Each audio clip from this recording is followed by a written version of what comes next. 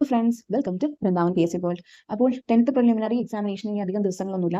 ഒന്നും രണ്ടും ഘട്ടങ്ങൾ നടക്കാൻ പോകുന്നത് ജൂലൈ 18-നാണ്. നമ്മൾ എല്ലാവരും പ്രതീക്ഷിക്കുന്നത് നമുക്ക് ഈ പറയുന്ന ജൂലൈ 18-നായിരിക്കുമോ എന്നുള്ള അർത്ഥത്തിലാണ് നമ്മളുടെ പഠനം നമ്മൾ മുന്നോട്ട് നീക്കിക്കൊണ്ടിരിക്കുന്നത്. അപ്പോൾ സ്റ്റിൽ കൺഫ്യൂഷൻ ഉള്ള കുറേ പേരുണ്ടാകും. ഇപ്പോൾ പഠിച്ചു തുടങ്ങിയാൽ അല്ലെങ്കിൽ എന്താണ് പ്രതീക്ഷിച്ച അത്രയും പഠിച്ചിട്ടില്ലല്ലോ, ഇനി കിട്ടുമോ, പ്രിലിമിനറി പാസ്സാകാൻ പറ്റുമോ എന്നുള്ള കുറേയധികം കൺഫ്യൂഷൻസ് സ്വാഭാവികമായിട്ട് പലരുടെയും മനസ്സിലുണ്ടാകാം. ഓക്കെ, പ്രതീക്ഷിച്ച സ്കോറിങ്ങിലോട്ടൊന്നും എത്താൻ പറ്റുന്നില്ലല്ലോ എന്നുള്ളത്. എന്നിരുന്നാലും ഞാൻ പറയട്ടെ, നിങ്ങൾ ഒരു പ്രിലിമിനറി പാസ്സാകാൻ പാകത്തിന് ഒരു 70-ന് മുകളിൽ സ്കോർ ചെയ്യാൻ ആഗ്രഹിക്കുന്നുണ്ട് എങ്കിൽ തീർച്ചയായിട്ടും ഈ വീഡിയോ കേൾക്കുക മുഴുവനായിട്ട്. ഇനിയുള്ള ദിവസങ്ങളിലാണെങ്കിൽ പോലും ഓക്കെ, നിങ്ങൾ ഇതുവരെ എന്ത് ചെയ്തു എന്നുള്ളതൊക്കെ കഴിഞ്ഞ കാര്യങ്ങളാണ്. ഇനി അതിനെക്കുറിച്ച് നമ്മൾ ആലോചിച്ച് സമയം കളഞ്ഞിട്ട് കാര്യമില്ല. ഇനിയുള്ള ദിവസങ്ങളിൽ നിങ്ങൾക്ക് എന്ത് ചെയ്യാൻ പറ്റും? ഓക്കെ, ഏറ്റവും നിങ്ങൾക്ക് ആദ്യമേ തന്നെ ഞാൻ പറയട്ടെ, എളുപ്പത്തിൽ സ്കോർ ചെയ്യാൻ പറ്റുന്ന ഒരു കാര്യം എന്ന് പറയുന്നത് മാത്സ് തന്നെയാണ്. ഓക്കെ, 20 മാർക്സ് ആണ് അതിന്.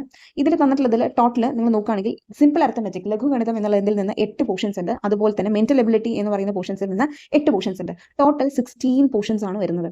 ഓക്കെ, ഇതിൽ 1 അല്ലെങ്കിൽ 2 എന്നുള്ള കണക്കിൽ നിങ്ങൾ ഓരോ ദിവസവും ഓരോ ഈ പറയുന്ന ടോപ്പിക്സ് എടുത്തിട്ട് അതുമായിട്ട് റിലേറ്റ് ചെയ്തിട്ടുള്ള പ്രോബ്ലംസ് മാക്സിമം പ്രാക്ടീസ് ചെയ്യാം. Okay, along with PYQ.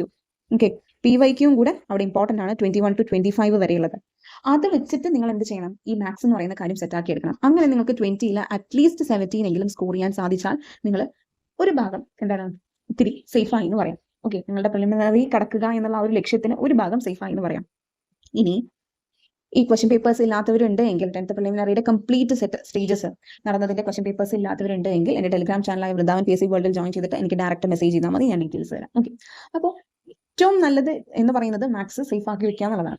ശേഷം നമുക്ക് ബാക്കിയുള്ള ഒരു നമ്മുടെ ബാക്കി 20-ൽ ഇനി എത്രയുണ്ട്? 80 മാർക്സ് ഉണ്ട്. ആ 80 മാർക്സിൽ നിങ്ങൾക്കൊരു എബവ് 50, ഓക്കെ, 50 എന്ന് ഞാൻ ഉദ്ദേശിച്ചത് എബവ് 50 പറഞ്ഞെങ്കിലും അവിടെ ഒരു 56 to 58 മാർക്സ് സ്കോർ ചെയ്യാൻ നിങ്ങളെ ഏറ്റവും അധികം സഹായിക്കുന്ന കുറച്ച് പോർഷൻസ് ഉണ്ട്. അത് ഏതാണെന്ന് ചോദിച്ചു കഴിഞ്ഞാൽ അത് നമ്മുടെ SCERT ചാപ്റ്റേഴ്സ് ആണ്.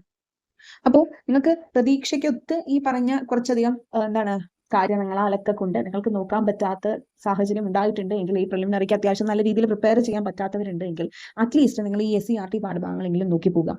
5 തൊട്ട് 10 വരെയുള്ള സോഷ്യലിന്റെയും ബേസിക് സയൻസിന്റെയും. ഓക്കെ, കാരണം നമ്മൾ ഈ പറഞ്ഞതിൽ Indian history, Kerala history, Indian constitution, okay, chemistry, physics, biology, അതുപോലെ തന്നെ ഇന്ത്യൻ ജിയോഗ്രഫി, ഇതൊക്കെ കൺസേൺഡ് ആയിട്ടുള്ള സെപ്പറേറ്റ് ആയിട്ടുള്ള SCERT പാഠഭാഗങ്ങൾ കിടക്കുന്നുണ്ട് 5 തൊട്ട് 10 വരെയുള്ളതിൽ. ഓക്കെ, ഇത് ഓരോന്നും ഓരോ സെറ്റ് ആയിട്ടുണ്ട്. ഇതെങ്കിലും അറ്റ്ലീസ്റ്റ് നിങ്ങൾ പഠിച്ചിട്ട് പോയാൽ ട്രസ്റ്റ് മീ, നിങ്ങൾക്ക് എന്തായാലും ഒരു 50 അബവ് സ്കോർ ചെയ്യാൻ പറ്റിയിരിക്കും. ഓക്കെ, കാരണം ടെക്സ്റ്റിൽ നിന്നാണ് മിക്ക കാര്യങ്ങളും അവർ ചോദിക്കാറുണ്ട്, അതേ സ്റ്റേറ്റ്മെന്റ് ഒക്കെ ആയിട്ട്. ഓക്കെ, അപ്പോൾ ഇത്രയും ഈസി ആയിട്ട് നിങ്ങൾക്ക് 50 അബവ് സ്കോർ ചെയ്യാൻ പറ്റുന്ന ഒരു സാധനം ഉണ്ടെങ്കിൽ അത് തീർച്ചയായിട്ടും നിങ്ങൾ ഈ ഒരു ചുരുങ്ങിയ സമയമാണെങ്കിലും പഠിച്ചു തീർക്കാനും കേട്ട് തീർക്കാനും നോക്കണം. ഓക്കെ, അപ്പോൾ നിങ്ങൾക്ക് സ്വയം ചെയ്യാൻ പറ്റുമെങ്കിൽ ഓക്കെ, നിങ്ങളത് മുന്നോട്ട് കൊണ്ടുപോകുക. SCERT പാഠഭാഗങ്ങൾ നന്നായിട്ട് നോക്കാം. ഇതിന് ഓരോന്നിനും കൺസേൺഡ് ആയിട്ട് ഒരു സെറ്റ് ഓഫ് ചാപ്റ്റേഴ്സുകളുണ്ട്. അങ്ങനെ നോക്കി പോകുന്നതാണ് ഇപ്പോൾ ഈ ഒരു ടൈമിൽ നിങ്ങൾക്ക് എളുപ്പം. ഓക്കെ, അപ്പോൾ നിങ്ങളുടെ മൈൻഡിൽ സ്ട്രക്ചേർഡ് ആയിട്ടിരിക്കും, കുറേ കാര്യങ്ങൾ മറന്നു പോകില്ല. ഈ ഒരു ടൈമിലാണെങ്കിലും എന്താണ് നിങ്ങൾ ആ ഒരു ഫുൾ ഫ്ലെഡ്ജ്ഡ് ആയിട്ടിരുന്ന് പഠിക്കുമ്പോൾ തീർച്ചയായിട്ടും നിങ്ങളുടെ മെമ്മറിയിൽ നിൽക്കും കാര്യങ്ങൾ. ഓക്കെ, നിങ്ങൾ കഴിഞ്ഞ കുറേ ക്വസ്റ്റ്യൻ പേപ്പേഴ്സ് ഒക്കെ എടുത്ത് നോക്കിയിട്ടുണ്ടെങ്കിൽ മനസ്സിലാക്കാൻ പറ്റും SCERT എത്രത്തോളം റെലവെന്റ് ആണ്. അപ്പോൾ അറ്റ്ലീസ്റ്റ് നിങ്ങൾ തീർച്ചയായിട്ടും ഈ പറയുന്ന കാര്യം നോക്കാതെ പോകരുത് എന്നാണ് ഞാൻ പറയാം. ഇനി നിങ്ങൾക്ക് SCERT പാഠഭാഗങ്ങളുടെ പ്ലേലിസ്റ്റ് ആയിട്ട് ഈ പറയുന്ന ഓരോന്നും ഓറിയന്റഡ് ആയിട്ട് കിട്ടണമെന്നുണ്ടെങ്കിൽ, അതായത് Indian history, Kerala history, Indian constitution, അതുപോലെ സയൻസിന്റെ ബയോളജി, ഫിസിക്സ്, കെമിസ്ട്രി, ഇതിന്റെ ഓരോ സബ്ജക്റ്റിന്റെയും ബേസ് ചെയ്തിട്ടുള്ള സെപ്പറേറ്റ് പോർഷൻസ് ഏതൊക്കെയാണെന്ന് മനസ്സിലാക്കി 5 തൊട്ട് 10 വരെയുള്ളതിന്റെ ക്ലാസ് ആയിട്ട് കിട്ടണമെന്നുണ്ടെങ്കിൽ വിത്ത് എക്സ്ട്രാ ഫാക്ട്സ് നിങ്ങൾക്ക് എൻ്റെ ടെലിഗ്രാം ചാനലിൽ ജോയിൻ ചെയ്തിട്ട് എന്താണ് എനിക്ക് ഡയറക്റ്റ് മെസ്സേജ് ചെയ്യാൻ, ഞാൻ ഇതിന്റെ ഡീറ്റെയിൽസ് പറയാം. നിങ്ങൾക്ക് ഇത് മെയിൻസ് വരെ വാലിഡിറ്റിയിലാണ് കിട്ടുന്നത്. പക്ഷേ ഫസ്റ്റ് ആൻഡ് ഫോർമോസ്റ്റ് നമുക്ക് പ്രിലിമിനറി എന്ന് പറയുന്ന ഒരു എക്സാമിനേഷൻ ഇമ്പോർട്ടൻ്റ് ആയതുകൊണ്ട് ഈ ലാസ്റ്റ് ആണെങ്കിൽ പോലും ജോയിൻ ചെയ്തവർക്ക് പെട്ടെന്ന് എളുപ്പത്തിൽ പ്രിലിമിനറി പാസ്സാകാനുള്ള ചാപ്റ്റേഴ്സ് ഞാൻ ഇവിടെ സെറ്റ് ചെയ്ത് ക്ലാസ് ആക്കി ഇട്ടിട്ടുണ്ട്. പെട്ടെന്ന് നിങ്ങൾക്ക് കേട്ട് തീർക്കാൻ പറ്റുന്ന ചാപ്റ്റേഴ്സ് ആണ്. ഇതെങ്കിലും അറ്റ്ലീസ്റ്റ് കേട്ടാൽ നിങ്ങൾക്ക് നല്ലൊരു സ്കോറിങ്ങിലോട്ട് എത്താൻ പറ്റും എന്നുള്ളൊരു വിശ്വാസം എനിക്കുണ്ട്. ഓക്കെ, സോ ഇതിൽ വെറുതെ കാര്യങ്ങൾ പറഞ്ഞു പോലെ എക്സ്ട്രാ ഫാക്ട്സ് ഒക്കെ പറയുന്നുണ്ട്. അത് ഓരോ സബ്ജക്ട് എടുക്കുമ്പോൾ നിങ്ങൾക്ക് മനസ്സിലാക്കാൻ പറ്റും. കാരണം അതിനോട് ഓറിയന്റഡ് ആയിട്ട് എന്താണ് PYQൽ വന്നിട്ടുള്ളത് എന്ന് വെച്ചിട്ടുള്ള കാര്യങ്ങളും ഞാൻ അവിടെ എക്സ്ട്രാ എന്നുള്ള രീതിയിൽ പറഞ്ഞു പോകുന്നുണ്ട്. ഓക്കെ, അല്ലാതെ നമ്മളൊരു ടെക്സ്റ്റ് നോക്കിക്കഴിഞ്ഞാൽ ചിലപ്പോൾ അവർ ചരിത്രത്തെ സംബന്ധിച്ചാണെങ്കിൽ ചരിത്രം പറഞ്ഞിട്ടുണ്ടാവും, ചിലപ്പോൾ വർഷം പറഞ്ഞിട്ടുണ്ടാവില്ല, അതിനോട് അസോസിയേറ്റ് ചെയ്തിട്ടുള്ള ഇൻസിഡന്റ് പറഞ്ഞിട്ടുണ്ടാവില്ല. പക്ഷെ ഞാൻ ക്ലാസ് എടുക്കുമ്പോൾ അതൊക്കെ പറഞ്ഞിട്ടുണ്ടാവും. അപ്പോൾ നിങ്ങൾ തീർച്ചയായിട്ടും ഈ പറയുന്ന SCERTക്ക് അതിൻ്റെതായ ഇമ്പോർട്ടൻസ് കൊടുക്കണം. നിങ്ങളെ പാസ്സാക്കാൻ ഏറ്റവും കൂടുതൽ സഹായിക്കുന്നതിൽ ഒരാൾ SCERT ആണ്. ഓക്കെ. അപ്പോൾ ഇത് വേണമെന്നുണ്ടെങ്കിൽ ഞാൻ സ്റ്റിൽ പറയുന്നു, സമയം വൈകിയിട്ടില്ല.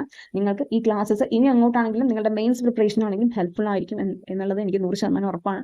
അത്രയും അഫോർഡബിൾ ആയിട്ടുള്ള പ്രൈസിലാണ് ഞാൻ ഈ ക്ലാസ്സസ് ഒക്കെ എടുക്കുന്നത്. ഓക്കെ. അപ്പോൾ താല്പര്യമുള്ളവരുണ്ട് എങ്കിൽ ഞാൻ പറയുന്നു, എൻ്റെ ടെലിഗ്രാം ചാനലിന്റെ ലിങ്കും ഡിസ്ക്രിപ്ഷൻ ബോക്സിൽ കൊടുത്തിട്ടുണ്ട്. അല്ലെങ്കിൽ ജസ്റ്റ് നിങ്ങൾ ടൈപ്പ് ചെയ്താൽ മതി, വൃന്ദാവൻ TSC Board എന്ന് സെർച്ച് ചെയ്താൽ നിങ്ങൾക്ക് കിട്ടും. ജോയിൻ ചെയ്ത് എനിക്ക് ഡയറക്റ്റ് മെസ്സേജ് ചെയ്യാം, അതിന്റെ ഡീറ്റെയിൽസ് പറയാം. പിന്നെ ഈ SCERT ക്ലാസിന്റെ കൂടെ തന്നെ ഞാൻ കറണ്ട് അഫയേഴ്സിന്റെ ക്യാപ്സ്യൂൾ നോട്ട് പോലെ കൊടുക്കുന്നുണ്ട്. കുറച്ച് നമുക്ക് അധികം കിട്ടാൻ സാധ്യതയില്ലാത്ത കുറച്ച് കാര്യങ്ങൾ നിങ്ങളുടെ മുന്നിലോട്ട് എത്തിക്കുക എന്നുള്ള രീതിയിൽ നവംബർ മാസം തൊട്ടിട്ടുള്ളതാണ് ഞാൻ സെറ്റ് ചെയ്ത് കൊടുക്കുന്നത്, നമ്മുടെ എക്സാമിന് തൊട്ട് മുൻപുള്ള മാസം വരെയുള്ളതിന്റെ. ഓക്കെ. അപ്പോൾ അത് ക്യാപ്സ്യൂൾ നോട്ടുകളാണ്. അപ്പോൾ കറണ്ട് അഫയേഴ്സിന്റെ ഒരു 10 മാർക്സ് നമുക്ക് അവിടെ ഉണ്ട്.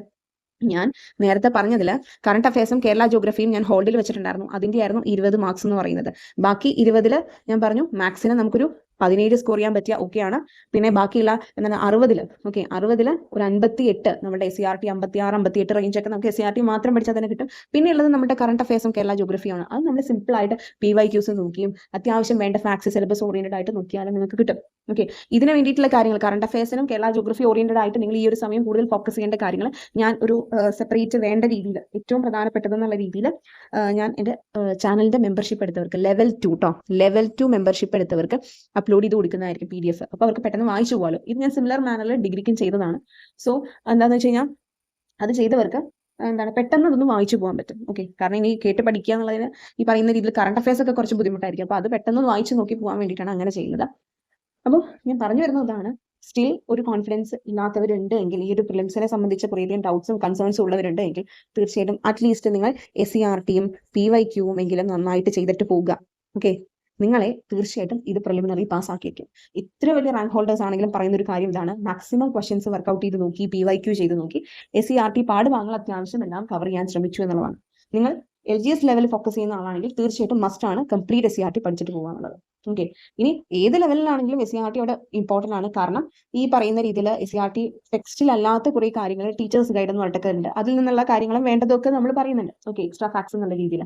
അപ്പോൾ തീർച്ചയായിട്ടും നിങ്ങൾക്ക് ഈ ക്ലാസ് ഹെൽപ്ഫുൾ ആയിരിക്കും. നിങ്ങൾക്ക് ഒരു ക്ലാസ് ആയിട്ട് കേൾക്കണമെന്നുണ്ടെങ്കിൽ എൻ്റെ ധൈര്യമായിട്ട് ജോയിൻ ചെയ്യാം. ഓക്കെ. അപ്പോൾ നിങ്ങൾക്ക് കേട്ട് വേഗം ആ ഒരു ടെക്സ്റ്റ് വീഡിയോ ക്ലാസ് എന്നുള്ള രീതിയിൽ കണ്ട് മനസ്സിലാക്കി പിക്ചറൊക്കെ ഉണ്ടെങ്കിൽ അതൊക്കെ മെമ്മറൈസ് ചെയ്ത് വെച്ച് പോകാൻ എളുപ്പമാണ്. ഇനി നിങ്ങൾക്ക് സ്വയം ചെയ്യാൻ പറ്റുമെങ്കിൽ ഓക്കെ, നിങ്ങൾക്ക് നിങ്ങളുടെ താല്പര്യം പോലെ എങ്ങനെയാണെന്ന് വെച്ചാൽ മുന്നോട്ട് നീക്കാം. പക്ഷേ തീർച്ചയായിട്ടും നിങ്ങളിത് മസ്റ്റ് ആയിട്ട് രണ്ടും ചെയ്തിരിക്കണം. സോ ദാറ്റ് നിങ്ങൾക്ക് ഈസി ആയിട്ട് 70 above ഒക്കെ സ്കോർ ചെയ്യാൻ പറ്റും. നിങ്ങൾക്ക് പ്രിലിംസ് ഈസി ആയിട്ട് ക്രാക്ക് ചെയ്യാൻ പറ്റും. സോ നിങ്ങൾ ഒരിക്കലും എന്താണ് സംശയം ഉള്ള ഒരു രീതിയിൽ അല്ലെങ്കിൽ എന്താണ് ഇപ്പൊ കിട്ടുമോ എന്നുള്ളൊരു ഡൗട്ടോട് കൂടി ഒന്നും ഇരിക്കേണ്ട. കിട്ടും എന്നുള്ള ഉറച്ച മനസ്സോട് കൂടി തന്നെ ഇനിയുള്ള ദിവസങ്ങളിലാണെങ്കിലും പ്രയത്നിക്കാം. ഐഡിയ കുറച്ചും കൂടെ സ്മാർട്ടായിട്ട് എന്താണ് ബുദ്ധിപൂർവ്വം നീക്കുക കാര്യങ്ങളെ. കാരണം എന്താണെന്ന് വെച്ച് കഴിഞ്ഞാൽ ഇവിടെ നമുക്ക് എല്ലാ മുക്കുമൂല്യം പഠിക്കുക എന്നുള്ളതിനല്ല ഇമ്പോർട്ടൻറ്റ്. നമുക്ക് വേണ്ട കാര്യങ്ങൾ വേഗം പഠിച്ചു മാറ്റി കാര്യങ്ങൾ ചെയ്യുക എന്നുള്ളതാണ്. കാരണം പ്രിലിമിനറി എന്ന് പറയുന്നത് സ്വാഭാവികമായിട്ട് കുറച്ചധികം എന്താണ് ആൾക്കാർ അപ്പിയർ ചെയ്യുന്നത് കൊണ്ട് തീർച്ചയായിട്ടും അതിൻ്റെതായ ഇമ്പോർട്ടൻസ് ഉണ്ട്. പ്രിലിമിനറിയുടെ കട്ട് ഓഫും ഏകദേശം ഉയരാം. നമ്മളെല്ലാം ഒത്തിരി ഹൈ ആയിരിക്കും എന്നുള്ള എക്സ്പെക്ടേഷനിൽ തന്നെ പഠിച്ചോളൂ. അപ്പോൾ പിന്നെ കുഴപ്പമില്ലല്ലോ. ഓക്കെ. അപ്പോൾ തീർച്ചയായിട്ടും ഇനിയുള്ള ദിവസങ്ങളിലാണെങ്കിലും നന്നായിട്ടിരുന്ന് ഹാർഡ് വർക്ക് ചെയ്യുക. നിങ്ങൾക്ക് അതിനുള്ള റിസൾട്ട് കിട്ടിയിരിക്കും. നമ്മുടെ LDC ഒക്കെ വെച്ച് നോക്കുമ്പോൾ നമുക്ക് അത്രയും കണ്ടന്റ് ഇല്ല പ്രിലിമിനറിയുടെ പോർഷനിൽ. ഓക്കെ. അതിപ്പോൾ നല്ലോണം യൂട്ടിലൈസ് ചെയ്യുക. നമുക്ക് ഇംഗ്ലീഷ് മലയാളം ഒന്നും നോക്കണ്ട, മാത്സ് കൂടുതൽ ഫോക്കസ് ചെയ്യുക. ബാക്കിയുള്ള ഏരിയാസ് SCERT നോക്കി പഠിക്കുക. PYQ ചെയ്താൽ തന്നെ അത്യാവശ്യം നിങ്ങൾക്ക് കിട്ടും. സോ നല്ല രീതിയിൽ ഓരോ ദിവസവും സിസ്റ്റമാറ്റിക് ആയിട്ട് എന്ത് പഠിക്കണം, നിങ്ങളുടെ പ്രശ്നം എവിടെയാണെന്ന് മനസ്സിലാക്കി അതിനെ പാച്ചപ്പ് ചെയ്യുന്ന രീതിയിൽ ഓരോ ദിവസവും ഒരു പ്ലാൻ സെറ്റ് ചെയ്ത് മുന്നോട്ട് കൊണ്ടുപോകുക. ഓക്കെ.